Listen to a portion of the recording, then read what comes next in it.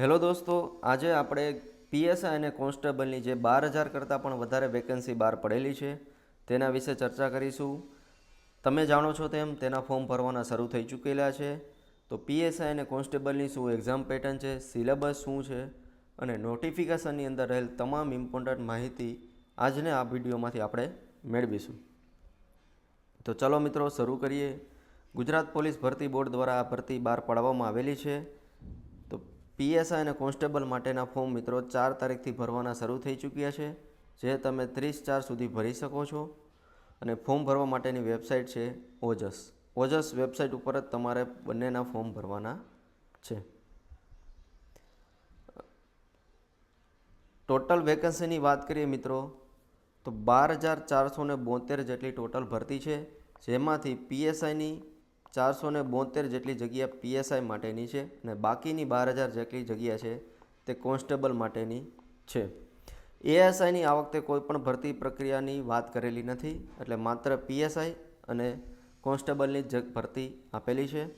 પીએસઆઈમાં બિન અનામત માટે પુરુષ મહિલાની જગ્યા ઈડબ્લ્યુએસ, એસસી, એસટી અને ઓબીસી માટે કેટલી જગ્યા છે તેનું લિસ્ટ આની અંદર આપેલું છે. ટોટલ જગ્યા થશે મિત્રો પીએસઆઈની 472. તો સારી એવી ભરતી છે. જો તમે સારી મહેનત કરો તો પીએસઆઈની અંદર પણ પાસ થવાના ચાન્સ છે. કોન્સ્ટેબલની અંદર મિત્રો ટોટલ 12,000 જેટલી જગ્યા છે, જેમાં ડિસ્ટ્રીબ્યુટ કરેલી છે બિન હથિયારી પોલીસ કોન્સ્ટેબલ, હથિયારી પોલીસ કોન્સ્ટેબલ, જેલ સિપાઈ અને એસઆરપીએફ. આની અંદર મિત્રો તમારા મેરિટ વાઇઝ તમારો કઈ રીતનો ક્રમ છે તે રીતે તમને ચોઈસ આપવામાં આવે છે. તો જનરલી આ રીતે જ બધા ચોઈસ લેતા હોય છે, બિન હથિયારી, પછી હથિયારી, જેલ સિપાઈ અને એસઆરપીએફ. તો આ રીતની જ તમારો જે રીતનો ક્રમ આવશે તે રીતે તમને આ કેડરમાં ડિસ્ટ્રીબ્યુટ મૂકવામાં આવશે. જો તમારો રેન્ક ઓછો હશે તો તમને ચોઈસ મળશે ઓછી. બાકી આની અંદર આપેલું છે કઈ રીતે પ્રક્રિયા છે. હવે વાત કરીએ વય મર્યાદા અને શૈક્ષણિક લાયકાતની. તો પીએસઆઈ માટે મિત્રો તમારે શૈક્ષણિક લાયકાત જશે ડિગ્રી હોવી જોઈએ. ગ્રેજ્યુએશન કમ્પ્લીટ હશે તો તમે પીએસઆઈ માટે ક્વોલિફિકેશન ગણાશે. કોઈ પણ ગ્રેજ્યુએશન હોવું જરૂરી છે અને મિનિમમ 21 વર્ષ. જ્યારે મિત્રો આપણે કોન્સ્ટેબલની વાત કરીએ તો કોન્સ્ટેબલની ભરતી પ્રક્રિયા ધોરણ 12 પાસ ઉપર છે. 12 પાસ ન હોય તો 12 પાસ સમકક્ષ, એટલે કે જો તમે 10મા પછી 2 વર્ષ ડિપ્લોમા કરેલું હોય તો પણ ચાલે. તો કોન્સ્ટેબલ માટે મિત્રો ધોરણ 12 પાસ ઉપરની પ્રક્રિયા છે. તો જે પણ મિત્રોને હજી ગ્રેજ્યુએશન કમ્પ્લીટ થયું નથી તે કોન્સ્ટેબલ માટે એપ્લાય કરી શકે છે. અને ઉપલી વય મર્યાદામાં છૂટછાટ મળે છે તે બધા વિશે આપણે અત્યારે ચર્ચા કરતા નથી, ઓલરેડી તમે બધા જાણતા હશો. 35 વર્ષ છે અને તેની અંદર પણ બધાની અંદર 5, 10 એ રીતને છૂટછાટ મળતી હોય છે. કોમ્પ્યુટરનું જ્ઞાન જરૂરી છે, જે આપણે સીસીનું સર્ટિફિકેટ કહીએ છીએ તે છે. અને આ વસ્તુ અત્યારે જરૂર નથી, પાસ થઈ જશો પછી ત્યારે તમારે આપવાનું થશે, એટલે આના વિશે અત્યારે કોઈ ટેન્શન લેવાની જરૂર છે નહીં. શારીરિક ધોરણો જોઈ લઈએ મિત્રો. શારીરિક ધોરણોની શું છે, જેની અંદર મિત્રો પુરુષ ઉમેદવારો માટે 165 સેન્ટીમીટરની હાઇટ હોવી જોઈએ, છાતી 79 સેન્ટીમીટર હોય અને ફૂલાવ્યા પછી 84 સેન્ટીમીટર થવી જોઈએ, એટલે 5 સેન્ટીમીટર છાતી ફૂલાવવી જોઈએ. આ ફિઝિકલ ક્વોલિફિકેશન છે. અને મહિલા ઉમેદવારો માટે આપણે વાત કરીએ તો 155 સેન્ટીમીટરની હાઇટ હોવી જોઈએ. આથી હાઇટ નીચી ઉમેદવારો કોઈ પણ બહેનની હશે તો તે ડિસ્ક્વોલિફાય થઈ જશે, પછી ગમે એટલા માર્ક હોય તે મેટર કરતું નથી. આ સિવાય મિત્રો આની અંદર આ બધી શારીરિક ખામી હશે તો પણ તમને ડિસ્ક્વોલિફાય કરી દેવામાં આવશે. આ બધી વસ્તુ મિત્રો તમારા રનિંગ પછી ચેક કરવામાં આવશે. આપણે આગળ વાત કરીશું ક્યારે આ બધી વસ્તુ જોશે. રનિંગ પતશે પછી આ બધી વસ્તુ ચેક કરવાની થશે. બાકી બધી આની અંદર ડિટેલમાં વાત કરેલી છે, જે આપણે અત્યારે જરૂરી નથી. પરીક્ષા ફીની વાત કરીએ મિત્રો, આની અંદર તમે પીએસઆઈ માટે પણ એપ્લાય કરી શકો છો, કોન્સ્ટેબલ માટે અને બંને માટે પણ એપ્લાય કરી શકો છો. જે ઓલરેડી કોઈ પણ પ્રક્રિયામાં સચિવાલયમાં, બિન સચિવાલયમાં કે પાસ થઈ ગયા છે તલાટીમાં, જે માત્ર પીએસઆઈમાં એપ્લાય કરવા માગે છે તો તે ખાલી 100 રૂપિયા ફી ભરીને પીએસઆઈમાં પણ એપ્લાય કરશે. અને જો તમે બંનેમાં એપ્લાય કરતા હો તો તમારે 200 રૂપિયા ફી ભરવી પડશે. આ એક વસ્તુ હતી, એ જોઈ લેવાનું. ફીની વાત થઈ ગઈ મિત્રો. હવે આપણે મેઇન વાત કરી કે આની અંદર ભરતી પ્રક્રિયા કઈ રીતે થશે. તો તેની અંદર સૌથી પહેલાં સ્ટેજ આવે છે ફિઝિકલ ટેસ્ટ. આપણે જાણીએ છીએ તેમ પહેલાં આપણે MCQ આપતા, પરંતુ છેલ્લા વર્ષથી બધી પ્રક્રિયા બદલાઈ ગઈ છે. તો પહેલાં રનિંગ આવશે અને પછી મેઇન્સ એક્ઝામ આવશે. તો PSIનું ઘણું સરળ કરી નાખ્યું છે મિત્રો. પહેલાં પ્રિલિમ્સ અને મેઇન્સ આવતી, તો ખાલી હવે આની અંદર મેઇન્સ જ આવશે. પ્રિલિમ કાઢી નાખી છે, કાયદાના પેપર આવતા તે પણ કાઢી નાખ્યા છે. ઓલમોસ્ટ CC અને બધા એક્ઝામનું જે સિલેબસ છે તે સમાન કરી દેવામાં આવ્યો છે. તો આની અંદર પણ ખૂબ સારા એવા ફેરફાર કરેલા છે. તો સૌથી પહેલાં એની અંદર આવશે ફિઝિકલ ટેસ્ટ, કે જે માત્ર ને માત્ર તમારે પાસ કરવાનું છે, એના માર્ક ગણાવવાના નથી. એટલે કે રનિંગના માર્ક આની અંદર ગણાશે નહીં. માત્ર ને માત્ર તમારે રનિંગ 25 મિનિટની અંદર કમ્પ્લીટ કરી દેવાનું છે, તેના કોઈ પણ માર્ક આની અંદર ઉમેરવાના નથી. પછી તમારું ચેક કરશે ફિઝિકલ, એટલે કે હાઇટ અને છાતી બધું ચેક કરશે અને પછી તમારે મેઇન્સ એક્ઝામ આપવાની થશે.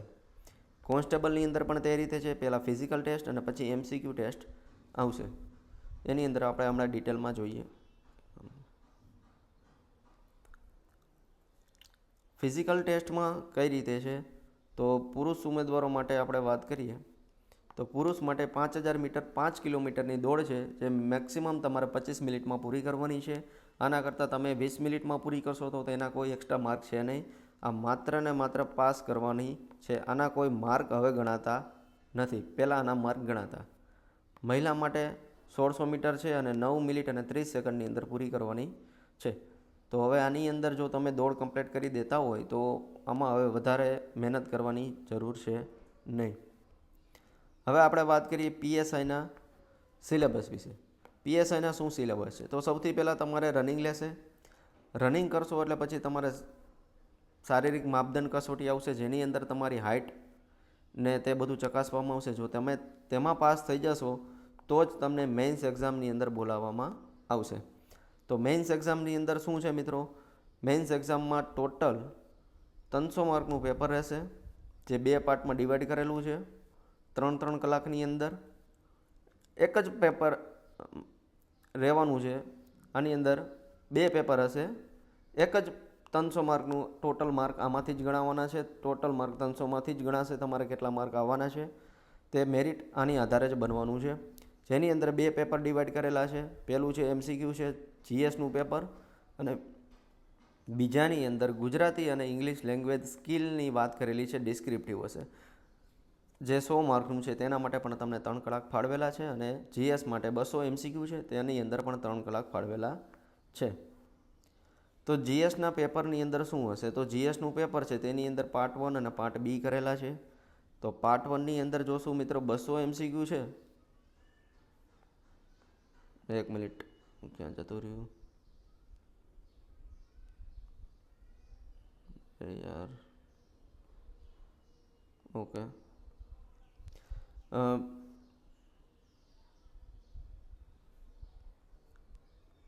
એક જ મિનિટ. હા, તો પાર્ટ 1 અને પાર્ટ 2 છે, તેની અંદર મિત્રો જોશે તો રિઝનિંગ પાર્ટ 1ની અંદર વાત કરી 200 માર્કનું ટોટલ પેપર છે, જેની અંદર 2 ભાગ કરેલા છે, part A part B.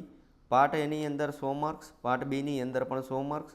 Part એની અંદર આપણે આપેલું છે, જેની અંદર રિઝનિંગ અને એપ્ટિટ્યૂડ પૂછશે 50-50 માર્કનું, જેના ટોટલ માર્ક થશે 100.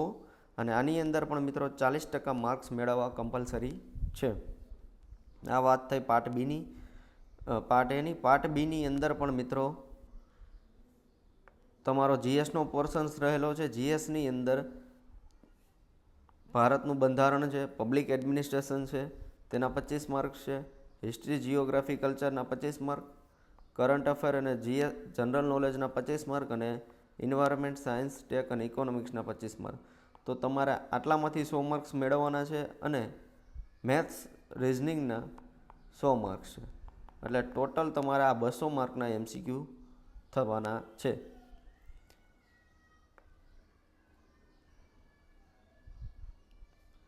આ વાત થઈ પાર્ટ એની. અને પાર્ટ બીની અંદર મિત્રો 100 માર્ક્સનું પેપર છે. ઓલરેડી પહેલું 200 માર્ક્સનું, પછી 100 માર્ક્સનું. 100 માર્ક્સની અંદર મિત્રો 70 માર્કનું ગુજરાતી અને 30 જ માર્કનું અંગ્રેજી છે. ગુજરાતીની અંદર એસે, પ્રિસાઇઝ રાઇટિંગ, કમ્પ્રેહેન્સિવ, રિપોર્ટ અને લેટર, આ રીતના એના માર્ક્સ છે. ટોટલ 70 માર્કનું ગુજરાતી જે તમારે લખવાનું થશે, અને ઇંગ્લિશ 30 જ માર્કનું છે. તેની અંદર માત્ર ને માત્ર 3 જ ટોપિક આપેલા છે, પ્રિસાઇઝ, કમ્પ્રેહેન્સિવ અને ટ્રાન્સલેશન. આની અંદર એસે, લેટર કે રિપોર્ટ કોઈ પણ છે નહીં, તો તે પણ ઘણું સરળ કરી નાખેલું છે. ગ્રામર પણ ગુજરાતીની અંદરથી કાઢી નાખ્યું છે, ઇંગ્લિશમાંથી પણ કાઢી નાખ્યું છે, તો ઘણું બધું સરળ કરી નાખ્યું છે એક્ઝામ પેટર્નની અંદર. તો આ રીતના મિત્રો તમારા 200 પણ 300માંથી તમારું મેરિટ બનવાનું છે.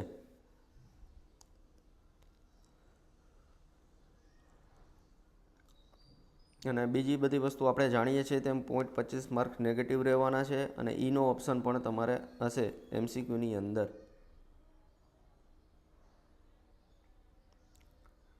વિશેષ માર્કની અંદર વાત કરીએ, જો તમારી પાસે રક્ષા શક્તિ યુનિવર્સિટીનું જો ડિગ્રી હોય તો તમારી 1 વર્ષની હોય તો 5 ગુણ મળે છે, 2 વર્ષ હોય તો 9 ગુણ મળે છે. આ રીતના એના એક્સ્ટ્રા માર્ક્સ પણ મળતા હોય છે.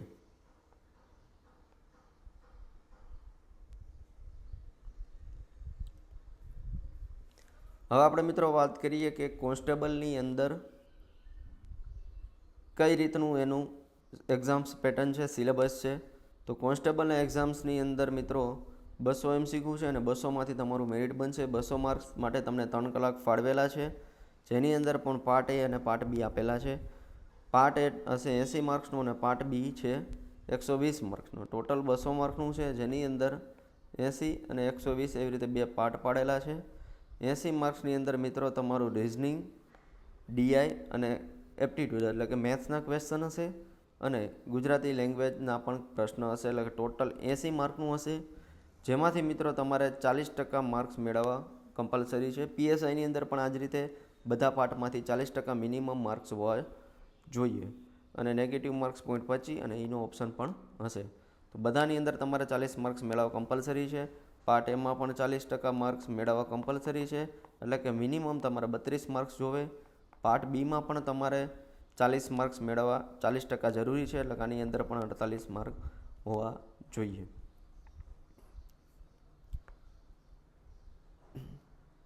પાર્ટ બીની અંદર વાત કરીએ તો પાર્ટ બીની અંદર કયા કયા સબ્જેક્ટ છે જોઈ લઈએ.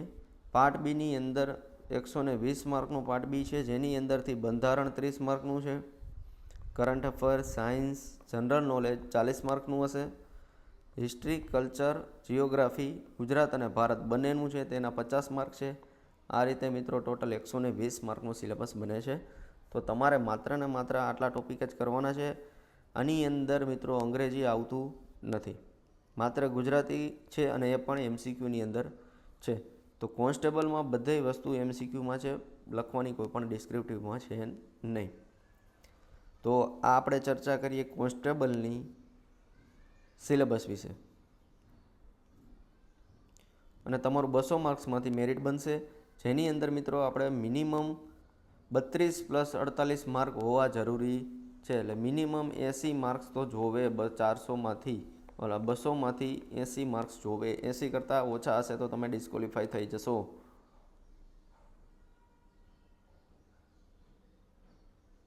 બસ સેમ વસ્તુ બીજી બધી આની અંદર ચર્ચા કરેલી છે. તો આ વાત કરી મિત્રો આપણે PSI અને કોન્સ્ટેબલના સિલેબસની અંદર. જય હિન્દ, જય ભારત.